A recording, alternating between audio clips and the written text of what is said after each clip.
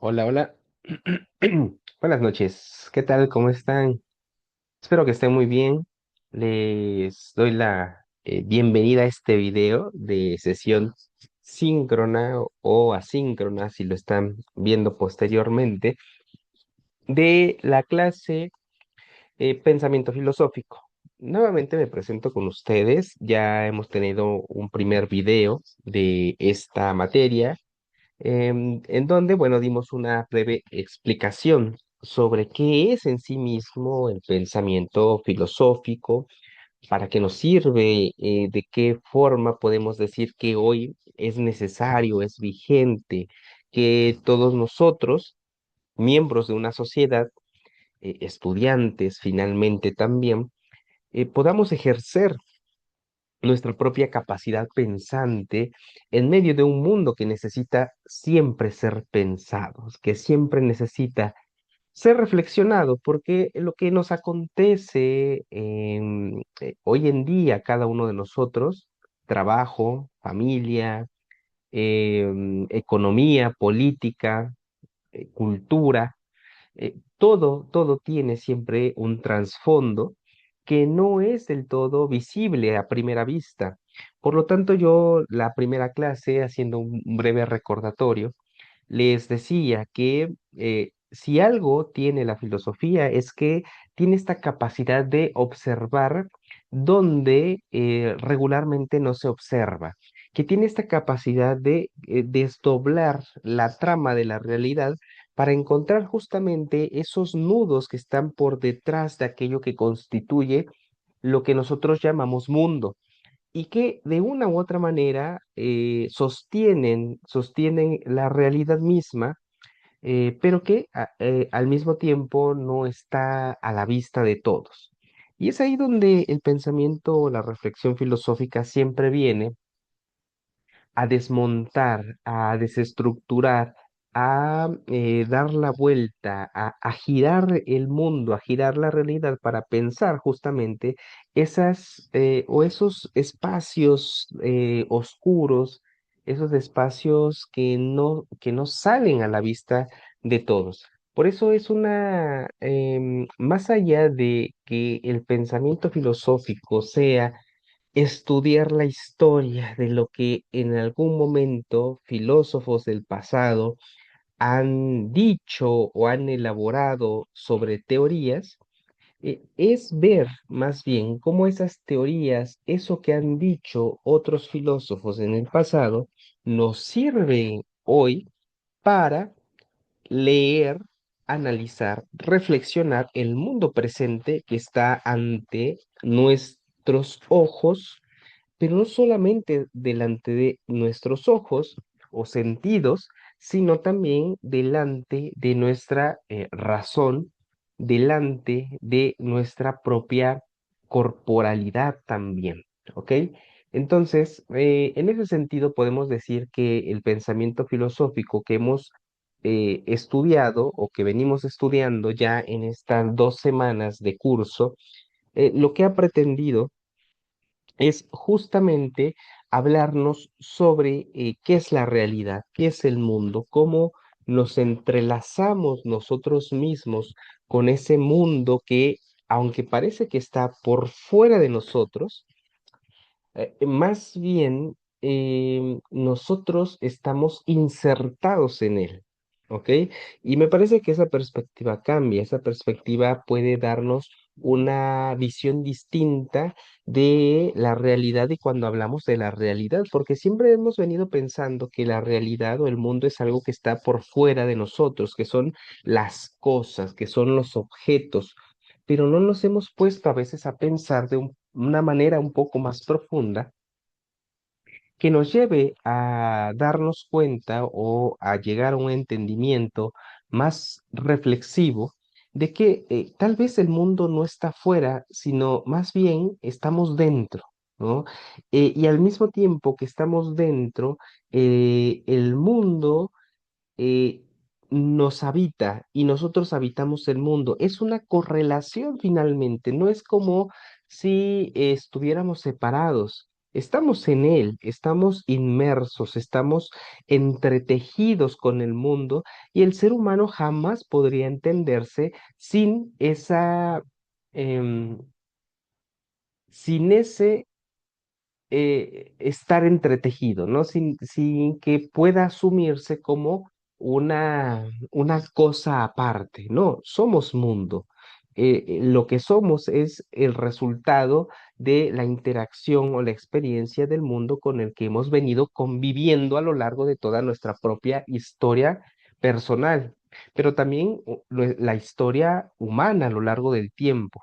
Me parece que es importante, ¿no? Que podamos distinguir justamente esta importancia que tiene el reconocer que somos el resultado de algo, somos el resultado de entramadas políticas, somos el resultado de entramadas económicas, de el entramado social, el entramado moral y el entramado cultural.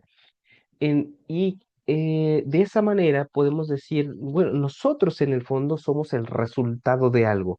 El filósofo Jean-Paul Sartre, o Sartre, este gran filósofo existencialista de mediados segundo cuarto del siglo XX, decía, somos el resultado de lo que los demás han hecho de nosotros, ¿no? Y en esa medida me parece también importante reconocer esta, eh, este lazo que hay entre nosotros y la realidad. De ahí que me parece la filosofía no puede quitar el dedo del renglón en el hecho de que no solo se trata de conocer el mundo como si fuera un objeto que hay que conocer, sino que el conocimiento del mundo debe implicar necesariamente su posible transformación. Y me parece, y no sé ustedes, que lo que hoy está aconteciendo en el mundo, lo que estamos observando a raíz de las determinaciones políticas de intereses económicos de las grandes potencias, pues estamos viviendo o vivenciando una guerra o diferentes guerras por todas partes del mundo que nos afectan, sí, a nivel económico, los energéticos, las gasolinas, el petróleo, el gas, está viéndose atacado y socavado por estos conflictos que estamos vivenciando hoy en el mundo y sí, nos afecta a nivel económico. Hay una afección a nivel político, pero también hay otras afecciones a nivel moral, a nivel social, a nivel cultural, sobre todo en una nueva cultura en la que estamos siendo arrastrados a una idea de mundo donde la forma de relacionarnos con los demás finalmente se habilita o está habilitado por el ejemplo de las grandes potencias como a partir de la violencia, a partir de lo bélico, a partir de la injerencia, a partir de el eterno colonialismo que siempre se ha venido vivenciando a lo largo de la historia. Entonces, en esa medida, me parece siempre importante seguir rescatando lo importante que es el pensamiento filosófico. En este segundo bloque, que hemos ya iniciado el lunes 16 de marzo, el lunes 16 de marzo, se nos abre una nueva vía de pensamiento y de reflexión. Un momento. Para conocer las bases de nuestro pensamiento. Y así se llama justamente el bloque número 2, las bases de nuestro pensamiento. ¿Ok?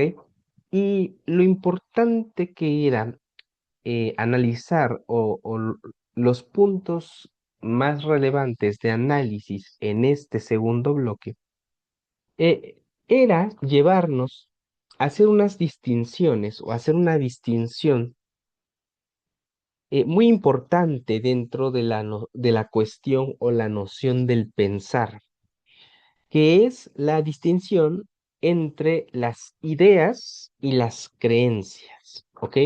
Inclusive, bueno, hay un foro en este segundo bloque que les recuerdo, este foro yo lo tengo que calificar de manera manual.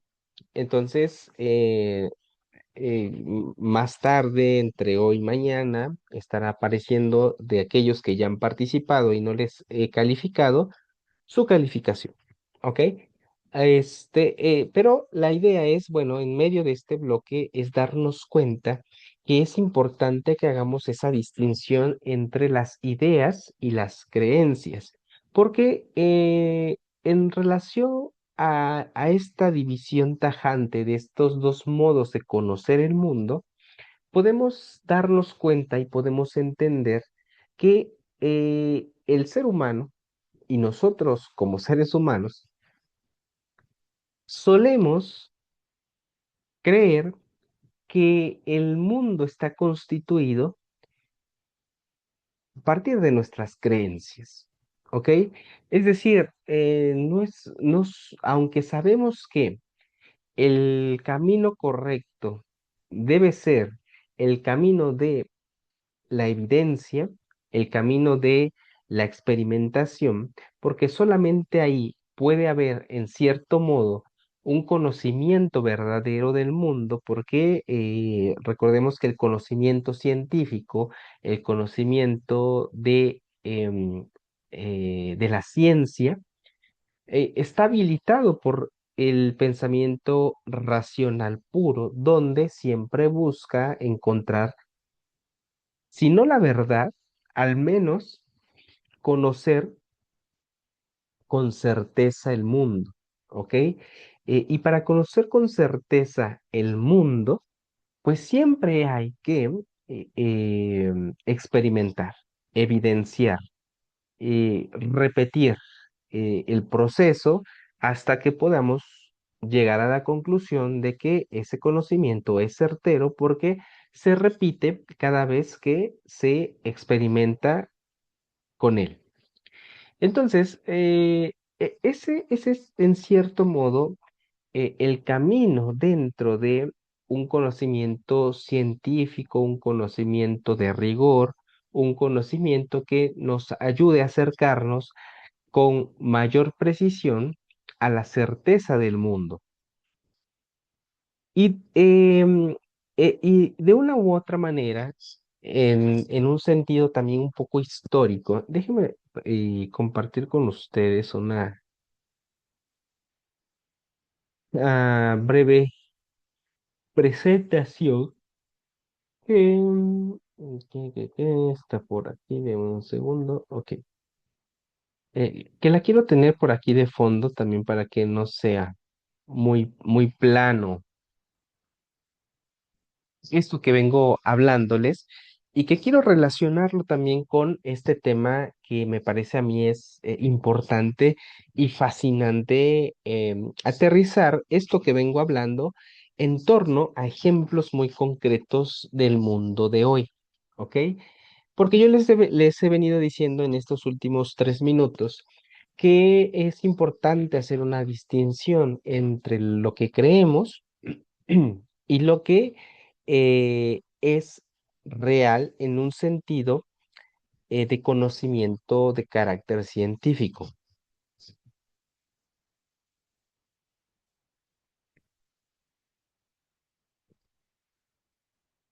Porque en el mundo de la filosofía, los grandes pensadores, los grandes filósofos, estos primeros grandes como Sócrates, Platón y Aristóteles, se enfrentaron de manera directa a la posibilidad de pensar un mundo donde no cuente tanto las apariencias o las creencias, sino que cuente tanto más la razón, que cuente más sobre todo el conocimiento válido científico. Recordemos que uno de los pasos más importantes que se dan dentro de la filosofía es este llamado paso del mito al logos, ¿ok? Donde, bueno, en un primer momento, los seres humanos, y me parece que esto no es propio de los griegos, es propio de todas las culturas del mundo, todos han comenzado a interactuar con el mundo, con la realidad, a partir de la interacción con divinidades, con dioses, con seres mitológicos, con seres metafísicos, que le dan un sentido, una explicación a un mundo que de entrada les parecía asombroso, les parecía indescifrable ante ciertos acontecimientos que por el momento histórico, el momento primogenio de estas culturas, pues no podían explicar como los fenómenos naturales, las tormentas, los terremotos, los eclipses, este, todos estos acontecimientos naturales que no había forma alguna en su primer momento de conocer las leyes físicas, químicas, biológicas que determinan estos movimientos de la naturaleza. Entonces, pues se recurría justamente a entender que por detrás de esos grandes movimientos de la naturaleza, lo más seguro es que por detrás había un Dios que estaba determinando estos movimientos y por lo tanto, bueno, había que relacionarse con estas deidades, darles nombre, darles figura, personalidad, darles una especie de, en un término filosófico se diría una especie de ontología, es decir, una especie de ser, de existencia y que en la medida que pudiéramos relacionarnos mejor con estas deidades, era mejor nuestra estancia en el mundo, porque la relación que conllevaba del ser humano con los dioses era una relación de trueque hasta cierto punto. Es decir, el ser humano le ofrecía o le ofrendaba al dios un sacrificio, una ofrenda, y el dios o los dioses contribuían con la seguridad, con la estabilidad del mundo. Y entonces, si algo sucedía o se rompía una especie de equilibrio, pues el dios mandaba estas catástrofes y había, bueno, que a través de los sacrificios restablecer nuevamente el orden de lo natural para que el orden de lo sagrado, para que lo natural volviera a estabilizarse, ¿no? Entonces, esta visión de mundo, bueno, pues estaba fijada dentro de las creencias.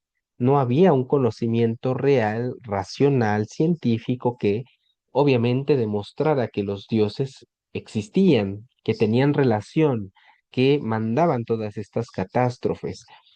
Y aquí lo importante, aunque bueno, siempre se ha remarcado este paso del mito al logos dentro de la cultura griega, pues siempre ha existido en todas las culturas.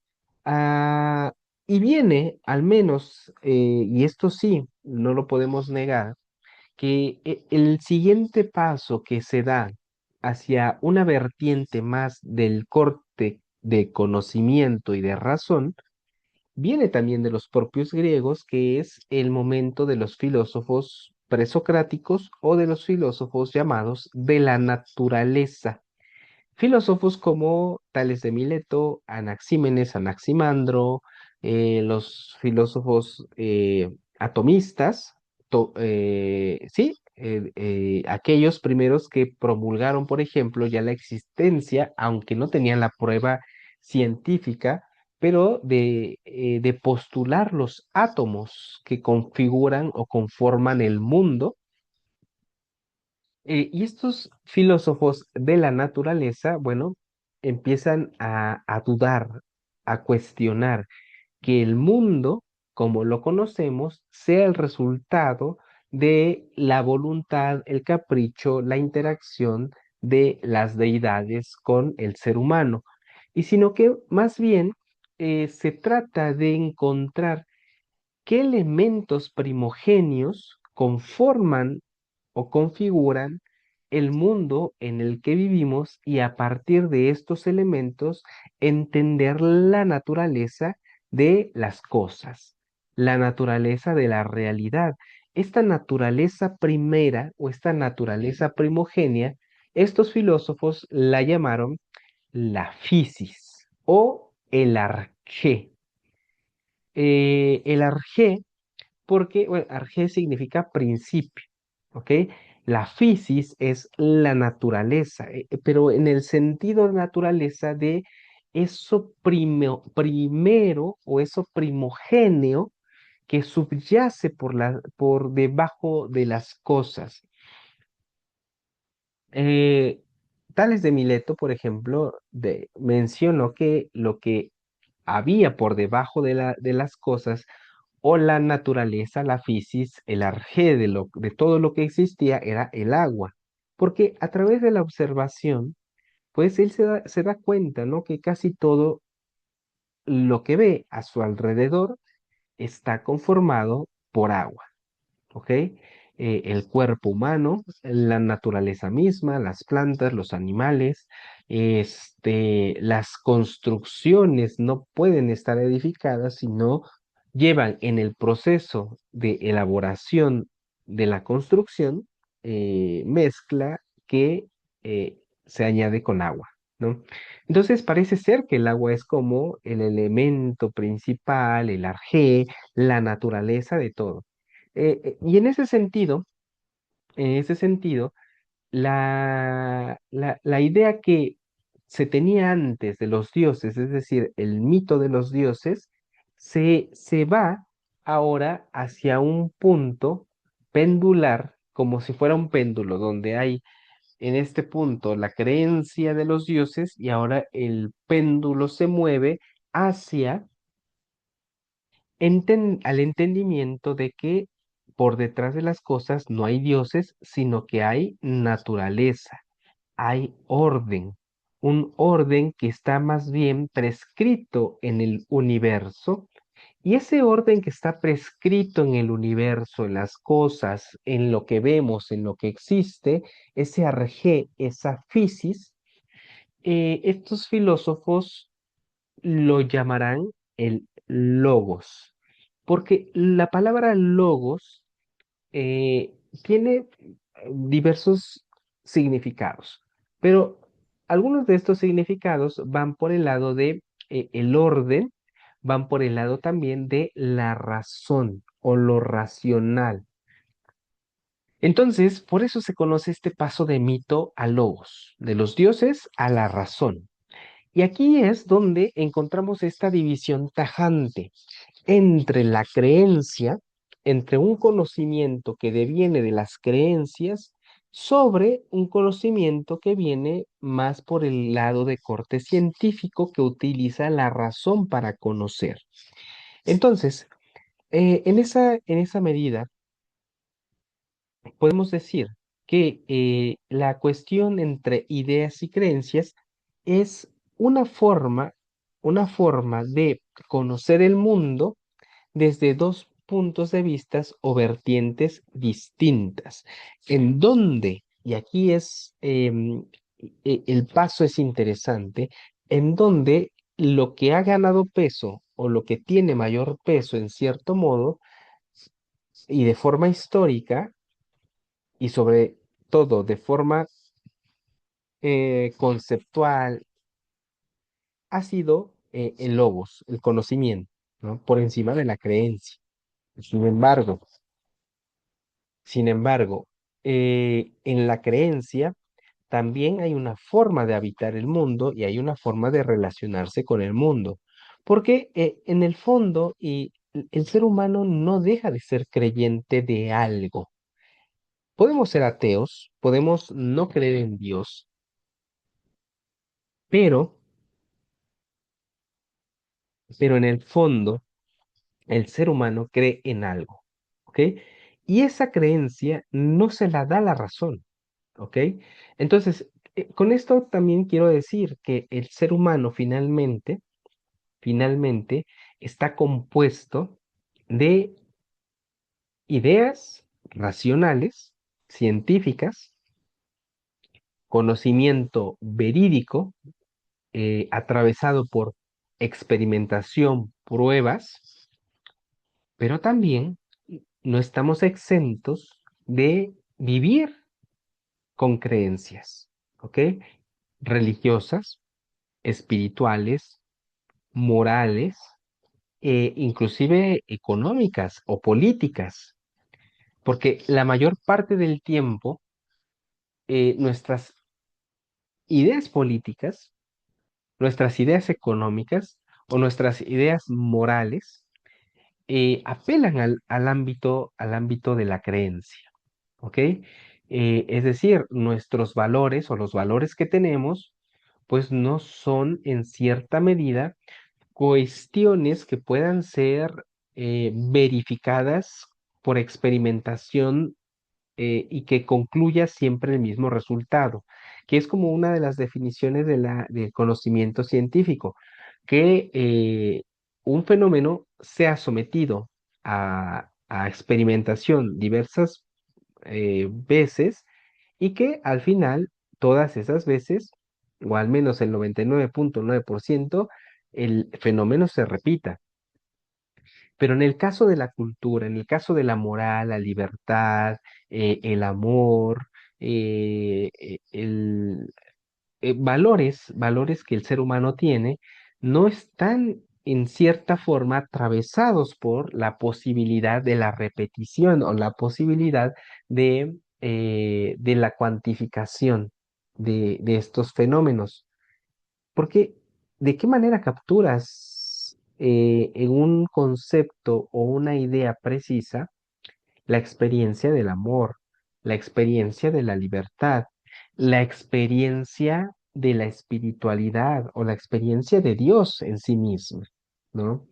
Entonces, aunque es verdad que se ha hecho una desvalorización histórica de las creencias del ser humano para poner por encima en un sentido de verdad o de criterio real y científico al conocimiento racional, al conocimiento de la ciencia, el conocimiento de la que deviene de la creencia es un conocimiento válido también para la experiencia del ser humano. ¿Por qué? Porque ahí donde habita la creencia, es donde suele habitar el sentido del ser humano. ¿Ok?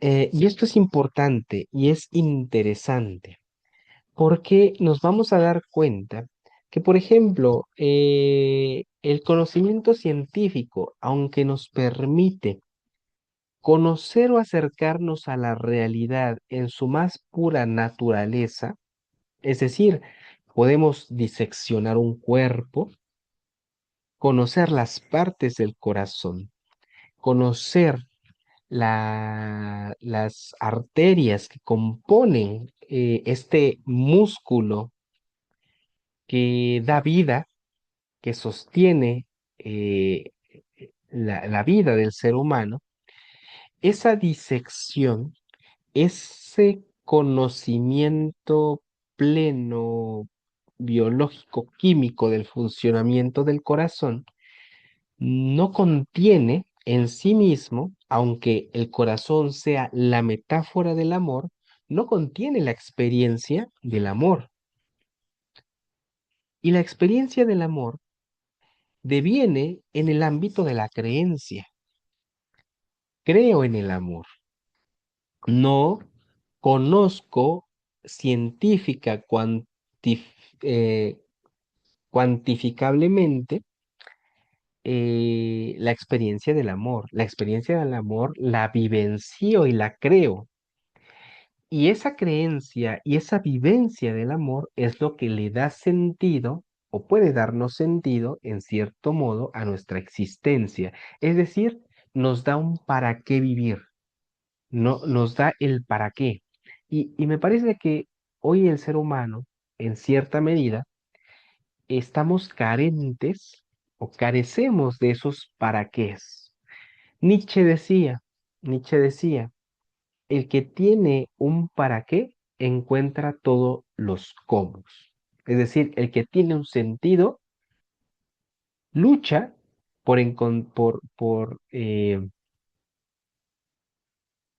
para ver cómo le hace para vivir, ¿ok? Porque el que ha perdido el sentido, justamente, es el que puede también quitarse la vida, porque sin sentido, posiblemente la vida no tenga la valía para seguir siendo vivida. Entonces, en esa medida me parece que nos estamos jugando bastante en juego cuando hablamos de que la creencia tendría que ser erradicada. Esa es una pretensión muy cientificista. Este, em, hay un término, se me acaba de ir, que es una búsqueda positivista, ¿ok? Y el positivismo es una pequeña rama del conocimiento científico de finales del siglo XIX, principios del siglo XX, que busca entender al ser humano únicamente a partir de lo científico, a partir de la ciencia, y explicarlo única y exclusivamente a partir de ahí, porque se apela que solo desde el conocimiento científico el ser humano puede vivir o puede seguir viviendo, dejando de lado las creencias. Pero me parece que en el fondo, si hay algo que nos sostiene realmente en el mundo, no es saber cuánto es la raíz cuadrada de 6859, ni es saber de cuántas células se compone el cuerpo humano o de cuántas arterias está dispuesto la funcionalidad del corazón. No, me parece que no está ahí el sentido. El sentido está en aquello que creemos, ¿ok? Pero aquí viene lo complejo de ello también, porque hay que saber también identificar qué creencias son creencias válidas, creencias que potencien la vida del ser humano, no que lo enclaustren, que lo encierren, o creencias que lo limiten, como suele ser la mayor parte del tiempo la creencia religiosa. Ojo aquí, no estoy diciendo que la creencia religiosa per se sea algo que enclaustre al ser humano de manera inmediata. No, porque hay una vertiente religiosa que nos enseña a ser libres, que nos enseña a amar al prójimo, que nos enseña a buscar la justicia, la libertad, y que me parece que el cristianismo en su esencia más pura es lo que busca del ser humano, una liberación del sujeto de las estructuras que le oprimen. Sin embargo, a lo largo del tiempo, quienes han ostentado el poder desde la religión la han utilizado para, más allá de liberar, oprimir, buscar beneficio. Y ahí es donde entonces sí la religión puede volverse una opresora o puede volverse una limitante de la potencia del ser humano. Y entonces ahí sí hay un error en esa creencia. No en la creencia religiosa per se, sino en el modo de la creencia religiosa que puede llevarnos a oprimirnos, pero también hay una creencia religiosa que nos puede llevar a liberarnos, y eso cada quien lo elige. por lo tanto, yo soy partícipe de que la creencia es una de las formas que constituyen al ser humano y que son importantes, porque ahí habita el sentido, ¿ok? Es bueno y es necesario conocer el mundo desde su cientificidad, porque desde ahí podemos comprender cómo cuidarlo mejor, de qué manera funciona, qué es lo que está llevándose finalmente eh, coloquialmente lo voy a decir, entre las patas a la propia naturaleza y saber identificarlo para poder corregirlo. Pero, pero también es válido y es importante asumir las creencias que tenemos y descartar sobre todo aquellas creencias que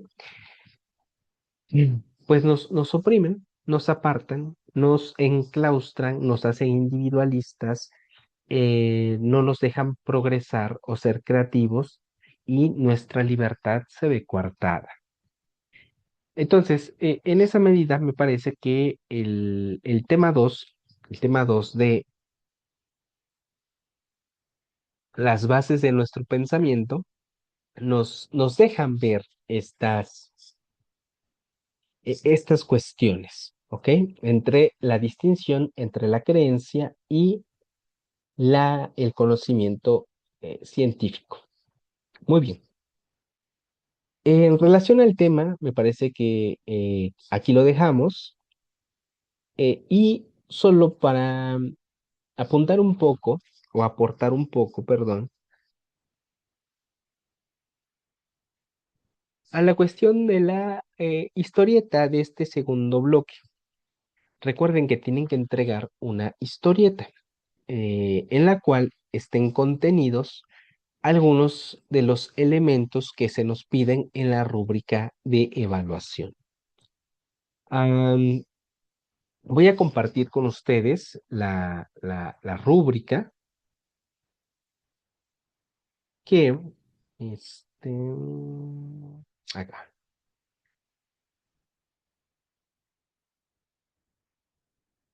la rúbrica de evaluación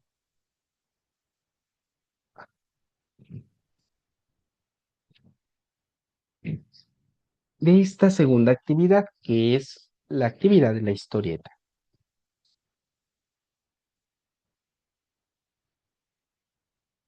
Perdón, pero se me seca bastante la garganta. Sobre todo ya hasta ahora después de venir hablando todo el día. En la rúbrica de evaluación se nos presenta lo siguiente. Em, Nos dice que nuestra historieta sobre todo debe retomar estos 5 puntos o estas 5 ideas propuestas en las instrucciones con lo que nos constituye como seres humanos. La acción de pensamiento, aprehensión y posesión, influencia de la personalidad al pensar, inteligencia y reflexión, ser humano en relación con el mundo y conciencia de las acciones y la percepción del mundo. No es otra cosa más que poder plantear una historia o contar una historia a través de imágenes. Les voy ahora a compartir una historieta de otros cursos pasados, en donde, bueno, le llaman a esta historieta, perdón, el viaje de pensar. Esta, bueno, fue hecha a través de la plataforma de Canva, pero ustedes la pueden hacer en Word, en PowerPoint, o en Canva también. O en su defecto, si no tienen la posibilidad de acceder a una plataforma o a una computadora, la pueden dibujar, le pueden tomar captura y la pueden pegar dentro de un Word, poner su portada de presentación y después su historia. ¿Ok? Y bueno, me disculpa, ya es un poco tarde en ese sentido. Em, la han llamado el viaje de pensar. Y en las escenas que se va desdoblando o que se nos va narrando la historia a partir de estos cuadros de texto, los globos de diálogos, los pensamientos de los personajes, ahí se dejan asomar todas estas ideas que debemos incluir en nuestra historieta. Regreso un poco, a ver si me deja pasar aquí. Acciones del pensamiento. Si lo vemos, bueno, está pensando, está viendo el caracol y se está generando pensamiento. Ya se está dando ahí esta acción de pensamiento, aprehensión y posesión. Es decir, piensa el objeto en ese pensamiento mismo, se lo está también, lo está poseyendo, lo tiene con ella, ¿no? Se está dando esta aprehensión y la posesión del conocimiento de ese objeto. Luego, la influencia de la personalidad al pensar, que es justamente como esta eh, curiosidad, ¿no? Es una persona curiosa, le da curiosidad del mundo, conocerlo. Por eso va y le pregunta al científico, ¿no? Sobre esta obra de arte natural que es la conformación de este caracol, o esta concha, o este fósil, ¿ok? Después se da la inteligencia, razón y reflexión del científico, pensando, reflexionando. Eh, Luego, el ser humano en relación con el mundo, ¿ok?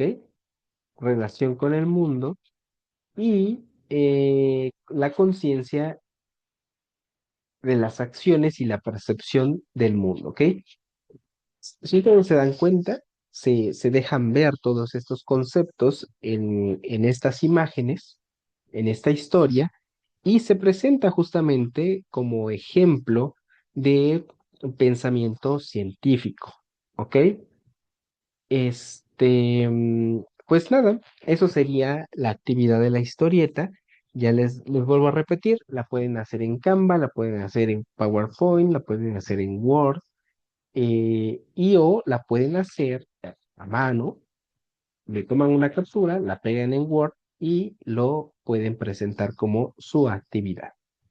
Muy bien, pues vamos a dejar hasta aquí esta segunda sesión. Yo espero que hayan podido captar o puedan ver esta sesión y se pueda captar algo de la idea, la esencia de este segundo bloque. Nos vemos la siguiente semana para compartir el tema de la naturaleza del ser humano.